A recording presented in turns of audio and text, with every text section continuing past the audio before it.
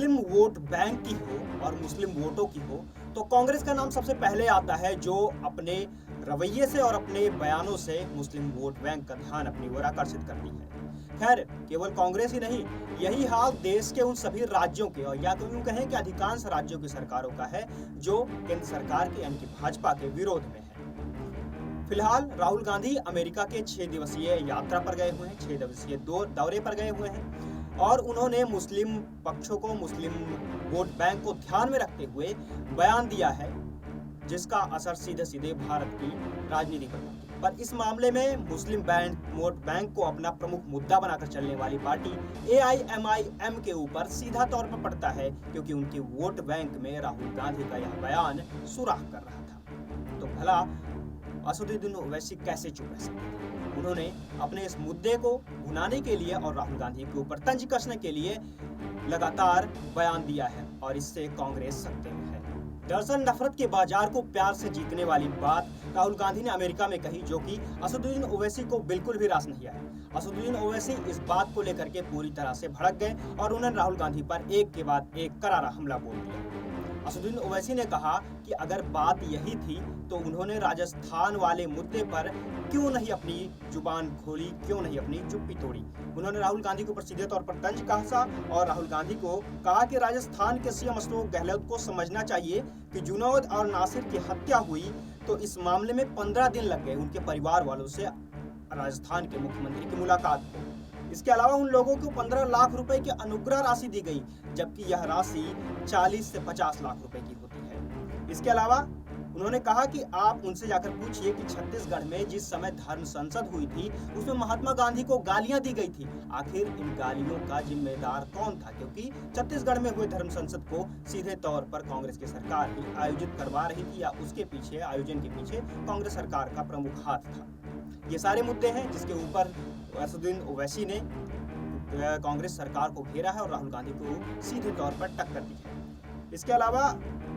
महात्मा गांधी के ऊपर कहे गए अपशब्दों के ऊपर भी असदुद्दीन ओवैसी ने कड़ी आपत्ति जताई है। उन्होंने यह भी कहा कि सबसे अधिक संख्या में मुस्लिम सरकार असंतुष्टों को जेल में रख रही है। इसके अलावा उन्होंने राहुल गांधी से पूछा है कि जब आपने यूपीओ का समर्थन क्यों किया, आपने बाबरी मस्जिद के फैसले का स्वागत क्यों किया, मध्य प्रदेश में आपकी सरकार पार्टी के मंच से हिंदू धार्मिक त्योहार कराना क्यों चाह रही थी। ये सारे प्रश्न राहुल गांधी के जस के तस राहुल गांधी के ऊपर आरोपित किए गए हैं और राहुल गांधी से यह सारी बातें असदुद्दीन ओवैसी ने पूछा है। बता दें कि साल 2019 में राज्यसभा के गैर कानूनी गतिविधि रोक अधिनियम यानी कि UAPA के ऊपर कांग्रेस ने अपनी सहमति दी थी। सदन में चर्चा के बाद कांग्रेस ने इसको पारित करने के लिए भी कहा था, लेकिन इसी मामले को असदुद्दीन ओवैसी ने अपने पक्ष में भुनाया है और इसी बात को लेकर असदुद्दीन ओवैसी ने हमला बोला है कि भारत में राजनीतिक तुष्टीकरण या राजनीतिक धर्मनिरपेक्षता नहीं चल पाएगी, बल्कि राजनीतिक और संविधान में जिस तरह से राजनीतिक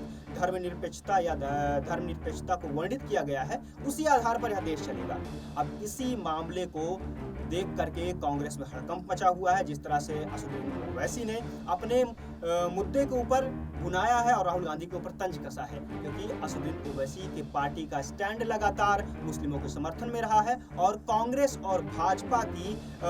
विचारधारा से हट करके केवल मुस्लिमों की विचारधारा को आगे ले जाने को लेकर असदुद्दीन ओवैसी लगातार बने रहे। जाहिर है कि 2024 के चुनाव नजदीक है, लोकसभा चुनाव नजदीक है। ऐसे में हर एक पार्टी यह खोज रही है, हर एक पार्टी अपने मौका तलाश रही है और अपने वोट बैंक को ज्यादा से ज्यादा बढ़ाने की कोशिश कर रही है, क्योंकि 2024 के होने वाले लोकसभा चुनावों में सभी पार्टियों का ध्यान अपने अपने पक्ष में अपने अपने वोट बैंकों को बढ़ाना होगा। जिस तरह से कांग्रेस ने हाल ही में कर्नाटक के चुनाव में जीत दर्ज की है और लगातार अपने पार्टी के गतिविधियों को सशक्त किया, अपने पार्टी के एजेंडे को सशक्त किया है, अब उसका मुद्दा सीधे तौर पर मुस्लिम वोट बैंक पर फिर से एक बार अधिकार प्राप्त करने के लिए, यूं कहिए कि एक छत्र अधिकार प्राप्त करने की है, क्योंकि लगातार कई सारी क्षेत्रीय पार्टियां और अन्य पार्टियां जो लगातार बीजेपी के विचारधारा से मेल नहीं खाती हैं, वे भी लगातार मुस्लिम वोट बैंक को अपने पक्ष में करने पर लगी हुई हैं। राहुल गांधी के इस बयान के ऊपर असदुद्दीन ओवैसी का तंज यही बात दर्शाता है कि वे अपने वोट बैंक में हरगिज हस्तक्षेप बर्दाश्त नहीं करेंगे और इसके लिए वे किसी भी पार्टी के सामने झुकने वाले नहीं हैं और ना ही किसी पार्टी की विचारधारा का समर्थन करने वाले हैं, क्योंकि असदुद्दीन ओवैसी को लगातार अपनी विचारधारा के लिए जाना जाता है, जो कि मुस्लिमों के मुद्दों पर सीधे तौर पर बात करती है और हर एक राज्य के चुनावी समीकरणों को बिगाड़ने के लिए, साथ ही मुस्लिम वोट बैंक को काटने के लिए जानी जाती है। अब तो राहुल गांधी के इस बयान पर असदुद्दीन ओवैसी का यह बयान आया है, जिससे कांग्रेस बुरी तरह से प्रभावित हो गई है, बुरी तरह से सकपका गई है। देखना यह होगा कि असदुद्दीन ओवैसी का यह बयान आगे भविष्य में राहुल गांधी की किन किन योजनाओं को पानी फेरता है। देश और दुनिया की दूसरी खबरों के लिए भी जुड़े रहिए हमारे साथ और देखते रहिए SPN 9 न्यूज।